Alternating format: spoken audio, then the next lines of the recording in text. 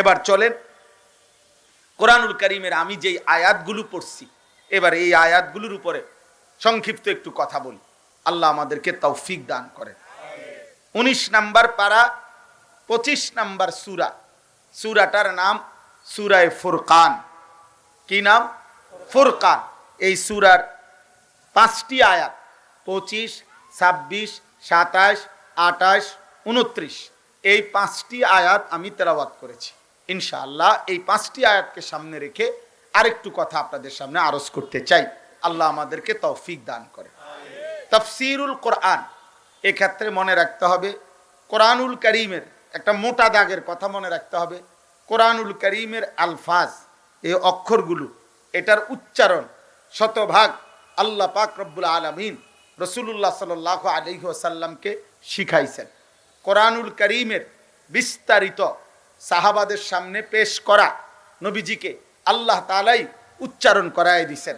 আর কোরআনুল কারীমের পূর্ণাঙ্গ তাফসীর, প্রত্যেক আয়াত প্রত্যেক শব্দের মাফহুম কি বুঝাইতে চাইছেন, মহান আল্লাহই রাসূলুল্লাহ সাল্লাল্লাহু আলাইহি সাল্লামের কলিজায় কোরআনের সেই তাফসীর ব্যাখ্যা আল্লাহই ঢেলে দিয়েছেন। ইন্না আলাইনা জামআহু ওয়া কুরআনা সুম্মা ইন্না আলাইনা বায়ানা, এই তিনটা আল্লাহ বলছে বন্ধু জিবরাইল নাজিল করার পর আপনার অন্তরে কোরআন মুখস্থ করায় দেওয়া আমার দায়িত্ব, আপনার জবান দিয়ে সাহাবাদের সামনে পড়বার যোগ্যতা দেওয়া আমার দায়িত্ব, কোরআনের বিস্তারিত ব্যাখ্যা বলে দেওয়া আমার দায়িত্ব। কার? আল্লাহর দায়িত্ব। আপনি শুধু শুনবেন, আপনি মনোযোগ দিয়ে শুধু শুনবেন। আল্লাহ বলছে জিবরাইল নাজিল করবে, বাকি সব আমি গুছাই দেব, ক্লিয়ার করে দেব। এই জন্য একটা জরুরি কথা হলো, যুগ যুগ ধরে রাসূলুল্লাহ সাল্লাল্লাহু আলাইহি সাল্লামের জামানা থেকে সাহাবায়ে কেরামের থেকে তাবিঈন থেকে তাবিঈন, এই ইসলামের একটা মহান সিলসিলা আছে, ইসলামের একটা মহান চেইন আছে, ইসলামের একটা মহান শিকল আছে। শিকল, এই বর্ণনার কোরআনুল কারীমের যাবতীয় বর্ণনার শিকল আছে। রাসূলুল্লাহ সাল্লাল্লাহু আলাইহি সাল্লামের যাবতীয় হাদিস সুন্নাহ এর একটা চেইন আছে, শিকল আছে, ধারাবাহিকতা আছে। রাসূলুল্লাহ সাল্লাল্লাহু আলাইহি সাল্লাম থেকে সাহাবা থেকে তাবিঈন থেকে তাবিঈন, আইম্মায়ে মুজতাহিদিন, এভাবে বাই সিরিয়াল সর্বযুগে সর্বকালে কিয়ামত পর্যন্ত কোরআনুল কারীমের তাফসীর তাই বলতে হবে যা যুগ যুগ ধরে এই চলমান চেইনে, চলমান সিলসিলায় রাসূলুল্লাহ সাল্লাল্লাহু আলাইহি সাল্লাম সাহাবায়ে কেরামের ধারাবাহিকতায় যেটা বর্ণনা হয়ে আসছে ওইটাই আপনি বলতে হবে। রাসূলুল্লাহ সাল্লাল্লাহু আলাইহি সাল্লামের হাদিস এবং সুন্নাতের ব্যাপারেও, ইসলামের ব্যাখ্যার ব্যাপারেও আপনাকে ওই যুগ যুগ ধরে যেই ধারা, যেই বর্ণনা, যেই ব্যাখ্যা সাহাবা তাবিঈন করেছেন, ওই আলোকেই, ওই মূলনীতি ধরেই আপনাকে ব্যাখ্যা করতে হবে। যত বড় পণ্ডিত আর মহাজ্ঞানী হোক, নতুন করে চাকচিক্যময় কোনো কথা, অথচ তা পুরাতন ওই সিলসিলা ধারাবাহিকতার সাথে সামঞ্জস্যপূর্ণ নয়, সম্পর্কযুক্ত নয়, এমন কথা মহাজ্ঞানী মহাপণ্ডিত একেবারে আটলান্টিক মহাসাগরের পানির চাইতে বেশি জ্ঞান নিয়ে আসলো, সেটা পরিত্যক্ত, সেটা বাতিল, সেটা ভুয়া, সেটা ভুয়া। এটা মনে রাখতে হবে। অতএব পৃথিবীর যেই কোনো মানুষ, কাফের, মুশরিক, নাস্তিক, মুরতাদ, বেঈমান, যেই কোনো মানুষ পৃথিবীতে যত সময় ইসলামকে আরো আধুনিক করতে হবে, বর্তমান বাস্তবতার সাথে মিলাইতে হবে, আরো একটু আপনাদেরকে বিশ্লেষণ করতে হবে, সময় উপযোগী সিদ্ধান্ত নিতে হবে, এই সমস্ত নাটকীয় কথার কোনো প্রয়োজন নাই। ইসলাম প্রথম দিন থেকে ইসলাম ইসরাফিলের ফু পর্যন্ত চির আধুনিক, চির বাস্তবধর্মী এবং প্রত্যেক দিন সময় উপযোগী। ইসলাম 1450 বছর আগে যেমন উপযোগী, আজকের 2026 সালেও একই উপযোগী, ইসরাফিলের ফুর দিনও একই উপযোগী। অতএব সব কথা আমি ক্ষমতা পাই বা না পাই, আমি রাষ্ট্রের কোনোখানে যাই বা না যাই, আমায় টিকি বা না টিকি, আমার কথা কেউ গ্রহণ করুক আর ফেলে দেখ, কোনো কৌশল নাই, কোনো রাগ ঢাক নাই, কোনো ধানাই পানাই নাই। কথা একটাই, জীবনের ঘরে, জীবনের রাষ্ট্রে শব্দ একটাই, চাই শুধু ইসলাম, চাই শুধু আল্লাহর কোরআন। অতএব এখানে গুরানি গারানির কিছু নেই। না না না, 900 কোনো কথা নাই, কোনো কথা নাই। আপনি না পারলে না, ফায়সালা তো আল্লাহর হাতে। কিন্তু মূল বক্তব্য যে কথা একটাই, আল্লাহর কোরআন যা বলছে তাই স্পষ্ট, তাই স্পষ্ট। আল্লাহ তাআলা ইসলাম পূর্ণাঙ্গ করে দিয়েছেন কিনা বলেন? অতএব ইসলামের মধ্যে খ্রিস্টানদের, ইসলামের মধ্যে হিন্দুদের, বৌদ্ধদের, নাস্তিকদের, মুরতাদদের, জন্তু জানোয়ারের, একটা পাখির, একটা পশুর, একটা গাছের পাতার নিরাপত্তা এবং তাদের বেঁচে থাকার স্বাধীনতা, তাদের ব্যাপারে পর্যাপ্ত পরিমাণ শরীয়তের বিধিবিধান ইনসাফপূর্ণ, ভারসাম্যপূর্ণ কোরআন এবং সুন্নাহর মধ্যে আছে কিনা বলেন? বলেন না, আছে কিনা বলেন? অতএব অতএব ওরা বুঝবে না আপাতত কোন রকমের রাগ ঢাক করার কোন যৌক্তিকতা, কোন সুযোগ নাই। বেঈমানকে ইসলাম ছাড় দিয়া, কোরআন ছাড় দিয়া, এটাকে পাশ কাটাইয়া ওদেরকে আমরা যত সন্তুষ্টই করতে চাই, পৃথিবীর তাবৎ বেঈমান কোনোদিনও সন্তুষ্ট হবে না। প্রত্যেকবার এই সুযোগ পাইলে আমাদেরকে ছোবল দিবে। অতএব আমাদের সকাল দুপুর, আমাদের ঘর সংসার, আমাদের রাষ্ট্র রাজনীতি সবকিছুতে ইসলামই আমাদের পুঁজি, আল্লাহই আমাদের পুঁজি, রাসূলুল্লাহ সাল্লাল্লাহু আলাইহি ওয়াসাল্লামের সুন্নাতই আমাদের জিন্দেগি। আল্লাহ আমাদেরকে কবুল করেন, আল্লাহ আমাদেরকে কবুল করেন। আমি ভাই ব্যক্তিগতভাবে রাজনীতির মানুষ না, আমার কোনো মার্কা নাই, কোনো মার্কার পক্ষে আমি প্রচারণাও করি না, আমি এটি বুঝি না। বাকি আমি এতটুকু বুঝি, আমি এখানে থাকি আর রাষ্ট্রের উচ্চ জায়গায় থাকি, যেই থাকুক শব্দ আমার মুসলিম একটাই, আমার পরিচয় আমি ইসলাম। রাদিতু বিল্লাহি রাব্বা ওয়া বিল ইসলামি দীনা ওয়া বি মুহাম্মাদিন সাল্লাল্লাহু আলাইহি ওয়াসাল্লাম নবিয়্যান ওয়া রাসূলা। আমি আল্লাহকে রব মেনে খুশি, ইসলামকে ধর্ম পেয়ে খুশি, মুহাম্মদ সাল্লাল্লাহু আলাইহি সাল্লামকে রাসূল পেয়ে খুশি। এর ব্যতিক্রম আর কোনো কিছু আমাকে দরকার নেই, দরকার নেই। তো এই জন্য কোরআনুল কারীমের তাফসীরের ক্ষেত্রেও এটা লক্ষণীয় যে কোনোভাবে কোরআন সুন্নাহর পূর্বসূরি মনীষীদের ধারাবাহিক বর্ণনার ব্যতিক্রম, নতুন মত পথ, নতুন কথা পেশ করা, এর দ্বারা যত সুন্দর চাকচিক্যই মনে হয়, কিন্তু সেটা উম্মতের জন্য ক্ষতিকরই হবে, পরিত্যক্তই হবে। এবার আসেন এই আয়াতটুকুর কি বক্তব্য। একটা ছোট্ট বক্তব্য, একটা মূল কথা। আল্লাহ তাআলা একটা মূল নীতি আমাদের সামনে এখানে বলছেন, সেটা হলো এই পৃথিবীতে প্রত্যেকটি মানুষ যদি আল্লাহর পথে, রাসূলের পথে, আখিরাতের পথে, কল্যাণের পথে, নেকির পথে, জান্নাতের পথে চলতে চায়, এই পৃথিবীর প্রত্যেকটা মানুষ জাহান্নামের রাস্তা, শয়তানের রাস্তা, নফসের ধোঁকা থেকে, হারাম জিন্দেগি থেকে যদি বাঁচতে চায়, একটা মৌলিক বিষয় তার জীবনে জরুরি, সেটা হলো উত্তম সংঘ এবং অসৎ সংঘ পরিহার। এই কথাটা এখানে মূল বক্তব্য। অর্থাৎ একটা জিনিস বুঝেন, মানুষ মাত্রই সৃষ্টিগতভাবে সংঘপ্রিয়। সাহচর্য, সান্নিধ্য, সংঘ মানুষের সৃষ্টিগত একটি ফিতরাত, স্বভাব। মানুষ একা থাকতে পছন্দ করে না, ভাল লাগে না। কথা বুঝছে কেন? এটা আল্লাহ তাআলা সৃষ্টিগতভাবে তার মধ্যে এই মানসিকতাটা দিয়েছেন। ওয়া খালাকনাকুম আজওয়াজা, আমি সৃষ্টি করেছি তোমাদেরকে জোড়ায় জোড়ায়। সুবহানাল্লাযী খালাকাল আজওয়াজা কুল্লাহা, আল্লাহ বলেন, পবিত্রতা বর্ণনা করছি ওই আল্লাহর যিনি সবকিছু সৃষ্টি করেছেন। কিভাবে? জোড়ায় জোড়ায়, জোড়ায় জোড়ায়। অমিন কুল্লি শাইইন খালাকনা যাওজাইনি লাআল্লাকুম তাযাক্কারুন। আল্লাহ বলে সব জিনিস, শাই একেবারে প্রত্যেকটি জিনিস আমি আল্লাহ সৃষ্টি করেছি জোড়ায় জোড়ায়। তাফসীরের মধ্যে আছে আল্লাহর এই সৃষ্টির সব কিছুরই জোড়া আছে, যদিও সবগুলোর জোড়া আমরা জানি না। আমরা এমনি মানুষ হিসাবে বুঝি আরি, এটা পুরুষ, এটা নারী, এটা গরু, এটা গাভী, এরকম যেটি যেটি আমরা বুঝি। হ্যাঁ, শুধু এটাই না, বরং এই আসমানের জোড়া আছে, এই জমিনের জোড়া আছে, সূর্যের জোড়া আছে, চন্দ্রের জোড়া আছে। কিন্তু সেটা কি, যেটা আমরা এখনো জানি না, সেটা আল্লাহ তাআলাই জানেন। কিন্তু আল্লাহ যেহেতু বলছেন, এটাই সত্য। এটাই কি বলেন? সত্য, এটাই সত্য। যেমন মনে করেন আল্লাহ তাআলা বলছেন, ওয়া ইম মিন শাইইন ইল্লা ইউসাব্বিহু বিহামদিহি। এই সৃষ্টি জগতে যেটাই কোনো জিনিস, জিনিস আপনি যেটারে কইবেন এটা একটা কিছু, একটা জিনিস, এটা আল্লাহ বলেন ওই জিনিসটাই ওই বস্তুটাই আমি আল্লাহর তাসবিহ পড়ে। এখন আমনে কোন এইটা একটা জিনিস নি, এটা একটা কিছু কিনা? কিচ্ছু না। এটা কি? এটা কি মানে কি? কাগজ। এটা একটা কিছু কিনা? এটা একটা কিছু না। এটা এটা একটা কিছু কিনা? এটা একটা কিছু কিনা? যেটাই কিছু বিজ্ঞানের ভাষায় জড় পদার্থ জীব, এটা বিজ্ঞানের ভাষা।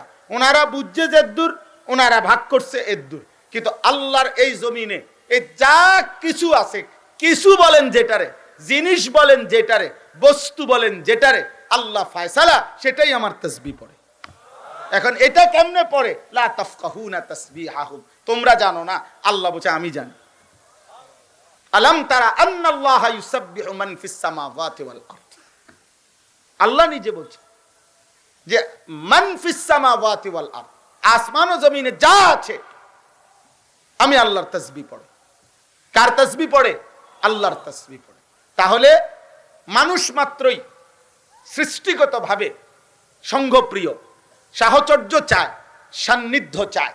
এই ক্ষেত্রে ইসলামের একটা মূল নীতি আল্লাহ তাআলা কোরআনুল কারীমের মধ্যে আমাদের প্রিয় নবী সাল্লাল্লাহু আলাইহি সাল্লামকে মূল নীতি বলে দিয়েছেন, ওয়াসবির নাফসাকা মাআল্লাযীনা ইয়াদউনা রাব্বাহুম বিল গাদাতি ওয়াল আশিয়্যি ইউরিদুনা ওয়াজহাহু ওয়ালা তা'দু আইনাকা আনহুম তুরিদু যিনাতাল হায়াতিদ দুনিয়া ওয়ালা তুতি' মান আগফালনা কলবাহু আন যিকরিনা ওয়াত্তাবা'a হাওয়াহু ওয়া কানা আমরুহু ফুরতা। এই অল্প একটু কথা, 10-15 মিনিট লাগবে, আপনারা মনোযোগ দিয়ে শুনেন। আল্লাহ তাআলা মানে আমাদের নবী সাল্লাল্লাহু আলাইহি সাল্লাম একদিন কয়েকজন সাহাবীর সাথে বসেছিলেন। তো এই সাহাবীরা যে কয়েকজন তখন উপস্থিত ছিল ঘটনাচক্রে, প্রত্যেকেই ছিল কৃতদাস, আগে গোলাম, দুর্বল সাহাবী। তো ওনাদেরকে নিয়ে নবীজি কথা বলতেছেন। এই সময় মক্কার কুরাইশ সর্দার আস ইবনে ওয়াইল ওই আরো কয়েকজন কুরাইশ নেতৃবৃন্দ নিয়ে আসছিল নবীজির সাথে কথা বলতে। তো আয়েশা যখন আগে তাকাইছে, সাইডের লোকটি নবীজির সাথে দেখছে যে এগুলা সব দুর্বল কৃতদাস ছিল, বেলাল, খাব্বাব, খুবাইব এরকম। তো সে আয়েশা বলছে, মুহাম্মদ তুমি যে প্রায় বলো, তোমার কথাটা আমরা শুনতাম, আজকে তো একটা ইচ্ছা ছিল তোমারটাও শুনবো, আমরাও কিছু বলবো, কিন্তু এখন বমু কার লগে? এগুলার লগে, এই আঙ্গাল কাঙ্গালের লগে, বুঝেন নাই? মানে এগুলো লগে বমু, এটা বুঝি কথা? হ্যাঁ। তখন ওই আস ইবনে ওয়াইল দুইটা পরামর্শ দিছে, মুহাম্মদ এদের সাথে আমরা বসবো না, আমাদের ইজ্জত থাকবে না। অতএব তুমি এক কাজ করো, হয় এদেরকে এখান থেকে সরায় দাও, আমরা বসবো, আর নাই তো এগরে এখানে রাইখা তুমি উঠে আসো আলগা, আমরা আলাদা বসবো। বুঝেন নাই কথা? তখন সূরা কাহাফের এই আয়াত আল্লাহ নাজিল করে আল্লাহ নবীজিকে মূল নীতি বলে দিছে, হে নবী, সকাল সন্ধ্যা আমি আল্লাহকে যারা ডাকে আমার সন্তুষ্টির জন্য, যারা কোনোভাবে চাকচিক্যময় এই দুনিয়ার দিকে ফিরেও তাকায় না, আমার এমন ইমানদার, আমার এমন নেককার প্রিয় বান্দাদের সাথেই আপনি আপনার নিজেকে ওয়াসবির মজবুত ভাবে বাইধা রাখেন। ওয়াসবির নাফসাকা, আপনাকে আপনার নবীকে বলছি সাবধান, এদের সাথে আপনি আপনাকে চালাবেন। তাহলে নবী সাল্লাল্লাহু আলাইহি সাল্লাম খুশি হয়ে বলছে, আবু বকর, খাব্বাব, বেলাল, আল্লাহ তোমাদের প্রশংসা করে বলছে, তোমার লগে বলছে আমি রাসূলকেও থাকতাম কইছে, আমার লগে তোমরা থাকবা, তোমার সাথে আমি থাকবো। এরপরে আল্লাহ বলছে তিনটি বদ অভ্যাস যার কোনোভাবে তার সঙ্গ নিবেন না, তার সঙ্গী হবেন না। কারা? মান আগফালনা কলবাহু আন যিকরিনা, যার অন্তর আমি আল্লাহর জিকির থেকে গাফেল। 8 ঘন্টা 5 ঘন্টা যার সাথে চলছেন, একবারও এই জবান দিয়া আল্লাহর নামটাও বলে না।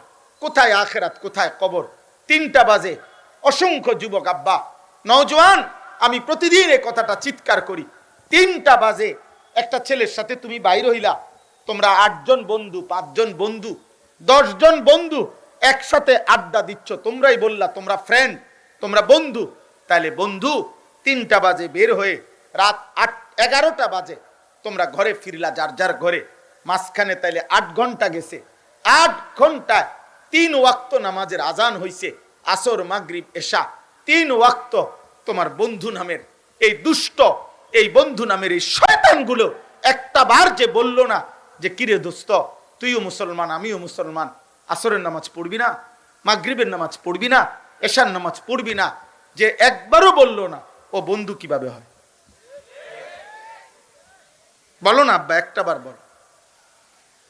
যে তোমার একবারও বলল না যে তুমি যে চুল রাখছো এটা তো মুসলমানের চুল না, এটা বেঈমানের মতো, কিরে তোর ধর্ম কি, চুল রাখলি কি? ও বন্ধু কিভাবে? ও বন্ধু কিভাবে? আল্লাহ তাআলা বলেন, অতএব যার অন্তর আমি আল্লাহর জবান আমার জিকির থেকে খালি, দুই ওয়াত্তাবা হাওয়াহু, যে সব ব্যাপারে নিজের মনের চাহিদার অনুসরণ করে, অর্থাৎ তার মনে যা চায়। এই ইউরোপের ভাইয়া, বাবা ছেলে নওজোয়ান ভাই আমার, বন্ধু আমার, দোস্ত, আমি যদি আর কোনোদিন আসতে না পারি, আমি একবারই আইলাম, আরেকবার আসবো, আমি এই ওয়াদা কেমনে দেবো আব্বা? একবার সুযোগ হয়েছে, একবারই আসছি, সারা রাত্র জার্নি করে সেই রাত 12:30টায় কুমিল্লা ক্যান্টনমেন্ট থেকে রওনা দিয়া সকাল 7:30 8টা বাজে আইসা এখানে ঘুমাইছি। এই মাহফিলগুলাকে কেন্দ্র করে অনেক আবদারের পরে আসছি। আমার অনুরোধ হইল ওয়াত্তাবা হাওয়াহু, আল্লাহ নবীজি সাল্লাল্লাহু আলাইহি সাল্লামকে বলছে, বন্ধু যে তার মনের চাহিদা মতো চলে তারকে আপনি অনুসরণ করবেন না, তার সঙ্গী হবেন না, তার সঙ্গ নিবেন না। কেন? কোরআনুল কারীমের মধ্যে সূরা আরাফের মধ্যে আছে। দোস্ত শোনো, নওজোয়ান ভাই, তোমরা বেশি পরিমাণ এই বিষয়টা বুঝতে চাচ্ছ না। দিবা নিশি তোমরা মোবাইলকে সঙ্গী বানায় ফেললা, দিবা নিশি তোমরা ইউরোপ আমেরিকার মানুষকে নিজেদের চাল চলনের জন্য অনুসরণীয় বানায় ফেললা, দিবা নিশি তোমরা ফুটবল ক্রিকেটের কোন কাফের খেলোয়াড়কে নিজেদের চুল চেহারা চলাফেরার জন্য মডেল বানায় নিলা, দিবা নিশি তোমরা নাফিত। আরে বেটা, তোর রুচির উপরে বেটা, তোর রুচি কতটা নিচু যে একটা নাফিত তোকে বলছে এটা তোমারে সুন্দর দেখাবে, তো তুমি একজন মুসলমানের বাচ্চা, রক্তে যার কলিজায় যার ঈমান, সে নাফিতের কাছ থেকে ডিজাইন নিয়া তারে 300 টাকা দিয়া চুল কাটাইয়া ওই মনে করতেছে ওরে সুন্দর লাগতেছে। আরে তোর সুন্দরের এই সার্টিফিকেটটা দিল কে? এত বড় কাপুরুষ হইলি কেমনে আব্বা? এত বড় ব্যর্থ মানুষ হইলা কেমনে? আফসুস, আফসুস, আফসুসের ব্যাপার। গোটা ইউরোপ বস্তুবাদের স্লোগান এটা, ক্যাপিটালিজম পুঁজিবাদের স্লোগান এটা, গোটা পাশ্চাত্যের স্লোগান কি? মানুষের জীবনের স্লোগান হলো তাদের your life your wish, your life your choice. জীবন তোমার পছন্দ,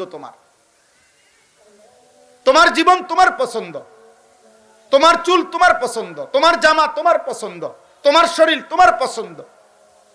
তাসলিমা নাসরিন ওই নাস্তিক ওই মহিলা এটা বলে নাই শরীর আমার, সিদ্ধান্ত আমার। আমরাও তো ছোটবেলায় এই নাস্তিকের বিরুদ্ধে মিছিল করছিলাম। আপন মাকেও দেখে, বোনকেও দেখে, মোবাইলের নারীও দেখে, উলঙ্গ ছবিও দেখে, নিজের স্ত্রীকেও দেখে, আবার টেলিভিশনে নর্তকীও দেখে। তাহলে হালাল হারাম, পাক না পাক, জায়েজ না জায়েজ, কোনো কিছুর মধ্যে যার আলাদা পার্থক্য নাই, ও তো মূলত নিজের মনের চাহিদার গোলাম। কথা বুঝেন না? আফারাআইতা মানিত্তাখাযা ইলাহাহু হাওয়াহু, তার খোদা তার নফস, তার মনের চাহিদাই তার খোদা, সে তার মন মতো চলে। আল্লাহ তাআলা কসম বলছেন ওই ব্যক্তির উদাহরণ যে তার মনের চাহিদা মতো চলে, তার উদাহরণ কামাসালিল কালব, কুত্তার মতো, কুত্তার মতো, কুত্তার মতো, কুত্তার মতো। ওই জিন্দিগি কুত্তার জিন্দিগি, যে জীবনে হালাল হারাম নাই, যে জীবনে পাক না ফাক নাই, যে হেন্দে মুতে ধরে হেন্দে মুতালা। তুমি মুসলমান না বেওকুফ? তুমি রাস্তার কোনাত বইয়া লাইলা কেমনে? আহাম্মক, তুমি কেমনে বসলা? এটা রাসূলুল্লাহ সাল্লাল্লাহু আলাইহি ওয়াসাল্লাম এই আখলাক শিখাইছেন। তুমি যেখানে সেখানে যা মন চায় তাই করবা। 3 নাম্বার হলো ওয়াকানা আমরুহু ফুরুতা, যার সব কাজ সীমা লঙ্ঘন। মানে গুনাহ তো শুধু করে না, বাড়াবাড়ি। আরে একটা তো হলো হুঁচট খায়, আরেকটা হলো বাড়াবাড়ি। গুনাহ তো স্বাভাবিক হওয়ার কথা ছিল হুঁচট, অর্থাৎ আমি আজকে 6 মাস প্রতিদিন নামাজ পড়ি 5 ওয়াক্ত, আজকে আমার এক ওয়াক্ত নামাজ দেরি হয়ে গেছে, হইতে পারে। আমি সবসময় মাথা নোয়াই, তো আজকে আমি হঠাৎ নারী দেখে ফেলছি, হইতে পারে। আমি সবসময় সুন্দরভাবে কই, আজকে মেজাজটা আমি রাখতে পারি নাই ভাই, এলা একটা গালি দিয়া লাইছি, ভুল হয়ে গেছে। এ গুনাহ তো হয় হোঁচট খাওয়া, কিন্তু 30 বছর সুদ, এটা গুনাহ? এটা শুধু গুনাহ? 365 দিনে তুমি কোনোদিন ফজরের নামাজ পড়বা না, এটা শুধু গুনাহ? এটা গুনার বাড়াবাড়ি না? কথা বলেন না কেন? আপনি 60 বছর, চাচা আপনি 60 বছর এখনো আপনি বিড়ি খাবেন, এই একটানা, আপনি আজও বুঝবেন না আপনার কবর নাই, আপনার আখিরাত নাই। 60 বছর বয়সেও আপনার বিড়ি সিগারেট খাওয়া বন্ধ করার সময় হয় নাই।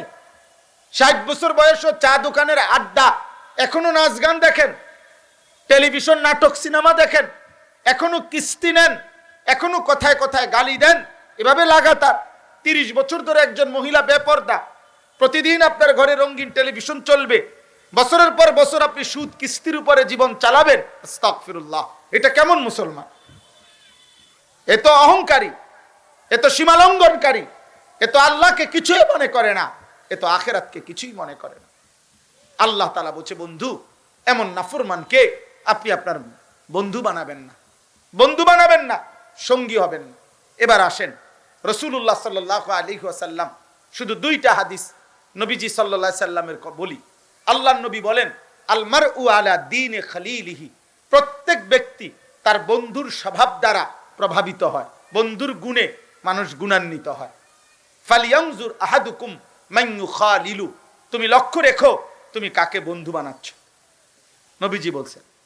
2 নাম্বার হাদিস, আল্লাহর নবী সাল্লাল্লাহু আলাইহি সাল্লাম বলেন, উত্তম বন্ধু আতর বিক্রেতার মতো, কাহামিলিল মিস্ক, মন্দ বন্ধু মন্দ সঙ্গী কানাফিকিল কির, কামারের দোকানে কয়লা কে যে লাল আগুনের বানাইবার জন্য এমনি এমনি টানে ফু দেওয়া হয়, এই হাফর টানে যেটা, এই ব্যক্তির মতো।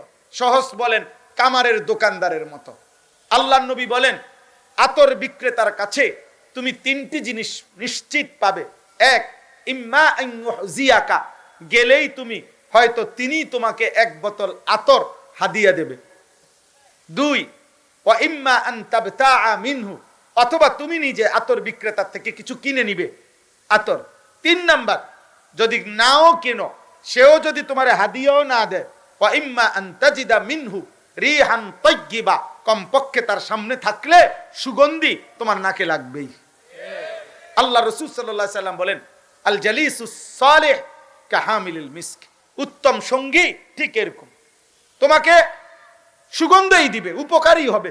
এখানে তোমার আখিরাত বরবাদ, ক্ষতিগ্রস্ত, জীবন যৌবন চরিত্র আখলাক চলাফেরা নষ্ট হবে এমন হবে না।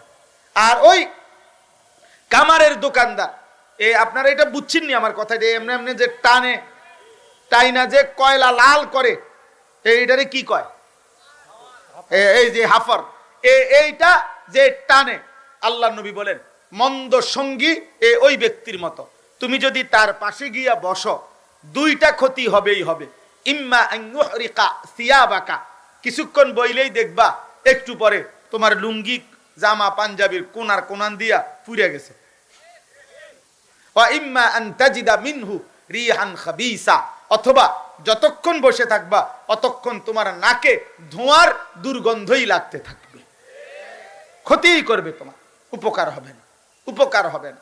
তাইলে ভাই এইখানে আসেন, এবার তরজমাটা বলে, তরজমার মধ্যে এই কথাটাই আল্লাহ বলছে। মক্কার একজন কাফের সর্দার উকবা ইবনে আবি মুআইত, নবীজি তার বাড়িতে মেহমান হয়ে আসছিলেন। তো নবী বলছেন, আমি আপনার খাবার গ্রহণ করব না চাচা কালিমা না পড়লে। তখন সে মনে করছে মেহমান হিসাবে আইসা চলে যাবে না খাইয়া, এই জন্য লজ্জায় উকবা ইবনে আবি মুআইত মক্কার কাফের সর্দার নবীজির কাছে কালিমা পড়ছিল। কিন্তু নবী সাল্লাল্লাহু আলাইহি সাল্লাম যখন খাইয়া চলে গেছেন, তার একজন অসৎ বন্ধু উবাই ইবনে খালফ, এই বেঈমান উকবা ইবনে আবি মুআইতের হাত চাইপা ধইরা বলতেছে, দোস্ত তোর লগে আজকে আমগো এতদিনের বন্ধুত্ব, একসাথে গাঁজা খাই, একসাথে চুরি করি, ডাকাতি করি, একসাথে মদ খাই, জুয়া খেলি, একসাথে মানুষ কোবাই, বুঝেন নাই? আজকে এতদিনের বন্ধুত্ব সমস্ত সিটারি বাটপারি আমরা একসাথে করি, সমস্ত 2 নম্বরই 6 নম্বরই আমরা একসাথে করি। আজকে তুমি কথা নাই বার্তা নাই, আমাদের দিকে না তাকাইয়া মুহাম্মদের কালেমা কেন গ্রহণ করলা? তখন উকবা বলতেছে, দোস্ত আমি এখনো তোদেরই দোস্ত, তবে লজ্জায় পড়ে সে না খাইয়া চলে গেলে, মেহমান আমার বাড়ির থেকে না খাইয়া গেছে, এটা আমার বেইজ্জতি, এই জন্য আমার শরম হবে দেখা আমি কালেমা পড়ছি, দিল থেকে পড়ি নাই। নাউজুবিল্লাহ। তখন এই উবাই ইবনে খালফ বলছে, যদি বন্ধুত্ব টিকাইতে হয় তাহলে এখন নাউজুবিল্লাহ তুমি গিয়া মুহাম্মদকে যেই অবস্থায় পাবা, ওই অবস্থায় নাউজুবিল্লাহ তার কপালে থুতু মাইরা তার কালেমা তারে ফেরত দিবা। এই বেঈমান সত্যি সত্যি এই উকবা ইবনে আবি মুআইত, এই বেঈমান গিয়া নবীজিকে পাইছে কাবা ঘরের সামনে, গিয়া নবীজি সাল্লাল্লাহু আলাইহি সাল্লামের কপাল বরাবর নাউজুবিল্লাহ থুতু মাইরা বলছে, মুহাম্মদ তোর কালেমা তোরে ফেরত দিল। আল্লাহ তাআলা বললেন, হায় দেখো বন্ধু কি করলো, অসৎ বন্ধু কি করলো। লোকটা তো ইচ্ছায় হোক অনিচ্ছায় হোক কালেমা তো পড়ে ফেলছিল, বাচ্চা তো গেছিল, জাহান্নাম থেকে তো বাচ্চা গেছিল, কিন্তু বন্ধু কি করে দিল? বরবাদ করে দিল। আল্লাহ তাআলা বলেন এই কথাটাই সেদিন আল্লাহ বলে প্রত্যেকটা পাপী তার দুনিয়ার জীবনের এই অসৎ বন্ধুদের কথা স্মরণ পড়বে, আর জাহান্নামের আযাব আখিরাতের দৃশ্য দেখে নিজের হাতগুলো দাঁত দিয়া এরকম কামড়াইয়া ছিঁড়ে ফেলতে চাইবে, আর আফসোস করে বলবে। এ কি বলবে শোনেন, ওয়ায়াউমা তাশাক্কাকুস সামাউ বিল গামাম, আল্লাহ বলে হাসরের দিন আসমানটা মেঘে ঢেকে যাবে, ওয়া নুজ্জিলাল মালাইকাতু তানজিলা, কোটি কোটি ফেরেশতা মেঘের আবরণ ভেদ করে জমি হাসরের মাঠে নেমে আসবে। আল মুলকু ইয়াউমা ইদিনিল হাক্কু লির রহমান, সমস্ত মালিকানা সেদিন শুধু আল্লাহর জন্যই থাকবে। ওয়া কানা ইয়াউমান আলাল কাফিরিনা আসীরা, আল্লাহ বলেন হ্যাঁ সেদিন কাফের বেঈমান নাফরমানদের জন্য বড় কঠিন হবে। ওয়া ইয়াউমা ইয়াআদ্দুজ যালিমু আলা ইয়াদাইহি, হে বাবা হে নওজোয়ান, যারা জীবনটা গুনার আড্ডায় কাটাচ্ছেন, যারা জীবনটা টেলিভিশনে, জীবনটা মদের আড্ডায়, জুয়ার আড্ডায়, নারীর আড্ডায়, কত যুবক আব্বা সারা রাত সারা দিন মোবাইলে এই অস্থির ছবি নিয়ে জীবনটা শেষ করছো। কোথায় চুল, কোথায় চেহারা, কে তোমার আব্বা, কে তোমার মা, কি তোমার ধর্ম, কে তোমার মালিক। হায় হায় বন্ধু আমার, হায় দোস্ত আমার, এত নারী দেখা করবি কি রে আব্বা, এত উলঙ্গ ছবি দেখে করবি কি? এত নারী তো তোমার লাগবে না রে বাপ, এক পুরুষের জন্য তো এত মহিলা লাগে না।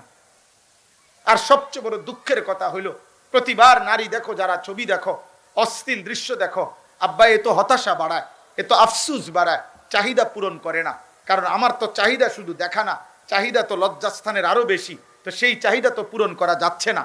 এটা শুধু দেখেই গেলাম, তাহলে আমার চাহিদা তো আরো আগুন জ্বলছে, চাহিদা তো আরো ক্ষতি করছে।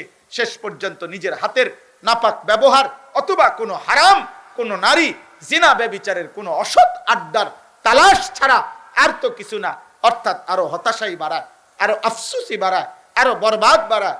কিন্তু আরশে আজিমের মালিক আল্লাহ বলে, বান্দা একটি নির্দিষ্ট সময়ে আমি তোমার জন্য একজন স্ত্রী আমি সৃষ্টি করে রেখেছি, তাকে আমি পৌঁছিয়ে দেব তোমার কাছে, তাকে নিয়ে তুমি মৃত্যু পর্যন্ত জীবনটা সুখেই তুমি আনন্দেই উপভোগ করতে পারবা, এবং সেটা হালাল, সেটা বৈধ। তুমি তুমি অপেক্ষা করো, অপেক্ষা করো। তো আল্লাহ তাআলা বলেন, ওয়ায়াউমা ইয়াআদ্দুজ যালিমু আলা ইয়াদাইহি, সেদিন নাফরমান নিজের আঙ্গুলগুলো দাঁত দিয়া কামড়াইবে আর বলবে তিনটা কথা। এই শেষ কথা, ইয়াকুলু ইয়া লাইতানি ইত্তাখাযতু মা'আর রাসূলি সাবিলা, এক বলবে হায় হায় আফসোস, আমি যদি রাসূলের পথ ধরতাম। আজ আপনাদেরকে বললাম, এই খায়রুল উম্মাহ উলামা পরিষদ সমস্ত উলামাদেরকে সামনে রেখে, রাসূলের নায়েব এই উলামাদের সামনে রেখে আপনাদেরকেও বলি, বাবা সর্বস্তরের মুসলমান, আপনি দিন মজুর হন, আপনি ঠেলাওয়ালা হন, আপনি রিক্সাওয়ালা হন, আপনি কৃষিজীবী হন, আপনি স্কুলে পড়েন, কলেজে পড়েন, ইউনিভার্সিটিতে পড়েন, এখানে যারা দাঁড়িয়ে বসে, আমরা আগে সবাই বলেন আমরা মুসলমান, তো কথা বলে না মুসলমান আমরা। অতএব আমাদের ইমানের দাবি, আমাদের ইসলামের দাবি, আমাদের কোরআন সুন্নাহর দাবি, আমাদের প্রত্যেকেই ওলামায়ে কেরামের সাথে শতভাগ সম্পর্ক রাখবেন। বলেন ইনশাআল্লাহ, সবাই বলেন ইনশাআল্লাহ। প্রত্যেকেই বলেন ইনশাআল্লাহ। আজকে তো হাত নামান, আজকে তো বললেন, সেদিন নয়তো এর কারণে আঙ্গুল কামড়াই আফসোস করবে যে হায় কি করলাম, হায় কি করলাম, হায় কি করলাম যদি রাসূলের পথ ধরতাম। 2 নাম্বার, ইয়া ওয়াইলাতা লাইতানি লাম আত্তাখিজ ফুলানান খলিলা। হায় আমার মন্দ কপাল।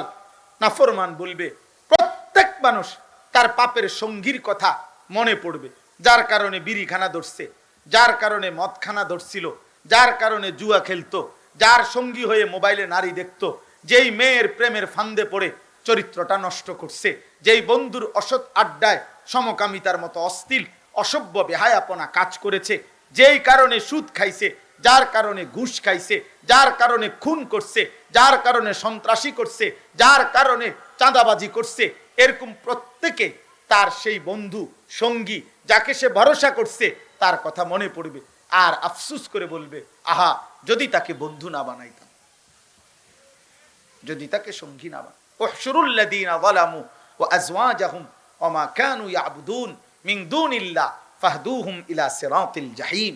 আল্লাহ ফেরেশতাদেরকে হাসরের দিন বলবে, প্রত্যেক পাপীকে, পাপীর সঙ্গীকে এবং পাপ কাজে সে ভরসা করেছে যার উপরে, এই 3টা লোককে একসাথ করে জাহান্নামের রাস্তা দেখায় দাও। আল্লাহ আমাদেরকে মাফ করে দেন।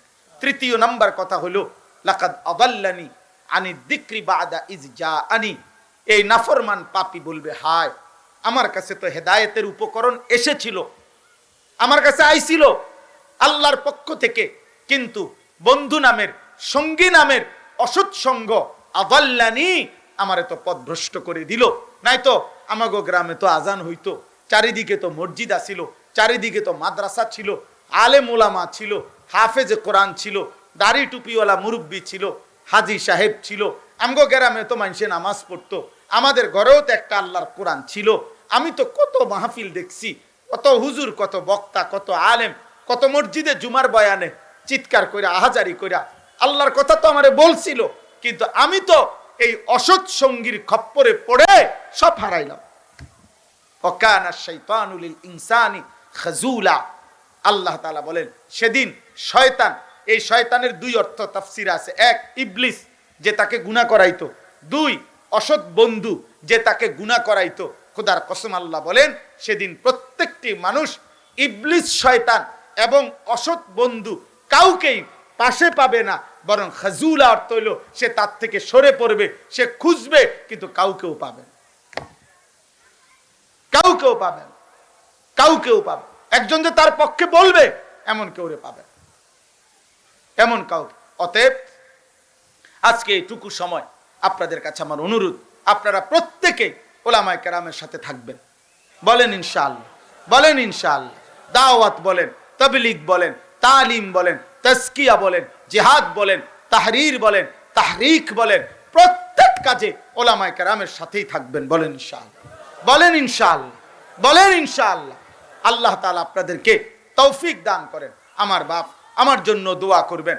আপনাদের এই খায়রুল উম্মাহ ওলামা পরিষদের কাছে আমার শেষ আবদার, আপনারা আপনাদের পরিষদের উদ্যোগে আলাদাভাবে মুসলমানের কিশোর নওজোয়ানের জন্য পৃথক ইন্তজাম করবেন। বিশেষ করে আমার অনুরোধ, ফজর ক্যাম্পেইনের কাজ করবেন। ফজরের নামাজে মুসল্লি বৃদ্ধি, কিশোর যুবক ছেলেদেরকে ফজরের নামাজে কিভাবে মুসল্লি বাড়ানো যায় এই চেষ্টা করবেন। এটা একটা মূল কারণ হইল, আলহামদুলিল্লাহ আজকে 4-5 বছর আমরা সারা বাংলাদেশে অরাজনৈতিকভাবে এই চেষ্টাটা করতেছি। বাংলাদেশে এখন আমাদের তত্ত্বাবধানে আল্লাহর দয়া এমন উপজেলাও আছে, এক উপজেলায় 13 ইউনিয়নে কমপক্ষে 4,500-এর চাইতে বেশি কিশোর যুবক প্রতিদিন ফজরের নামাজ জামাতে পড়ে। 2200, 1800, 1700, 800 এরকম ছেলে পেলে লিস্টি করা ফজরের ক্যাম্পেইন করে, মানে ফজরের নামাজের জন্য মুসল্লি বন্ধুদেরকে উঠায়, ফজরের মুসল্লি বাড়ায়। ফজরের মুসল্লি যারা মাহাদির সৈনিক, তারা ফজরের মুসল্লি যারা দাজ্জালের বিরুদ্ধে লড়বে, তারা শহীদ শরীফ উসমান হাদি 5 ওয়াক্ত নামাজ পড়তো, ফজরের নামাজও মসজিদের জামাতে পড়তো। এই জন্য আল্লাহ তাআলা তার সেজদার বরকতে, আল্লাহ তাআলা তার দেশপ্রেম এবং ঈমান একসাথে নিয়ে এত 18 কোটি মানুষের চোখের পানির ভালোবাসা আল্লাহ তাকে দিয়েছে। এই জন্য যুবক প্রত্যেকের কাছে অনুরোধ, আমার জিন্দিগির এটা একটা ফিকির, আমি আমার মাদ্রাসায় কুমিল্লা ক্যান্টনমেন্ট ময়নামতি আমি 118 শতক জায়গা আলাদা কিনছি নতুন করে, প্রায় 2,62,00,000 টাকা জায়গার দাম, মাটির দাম। আমার একটা আশা, একদিকে বাচ্চাদের মাদ্রাসা আমার হেদায়েতুন নাহু জামাত পর্যন্ত এখন আছে, আস্তে আস্তে খুলবো, এটা চলবে।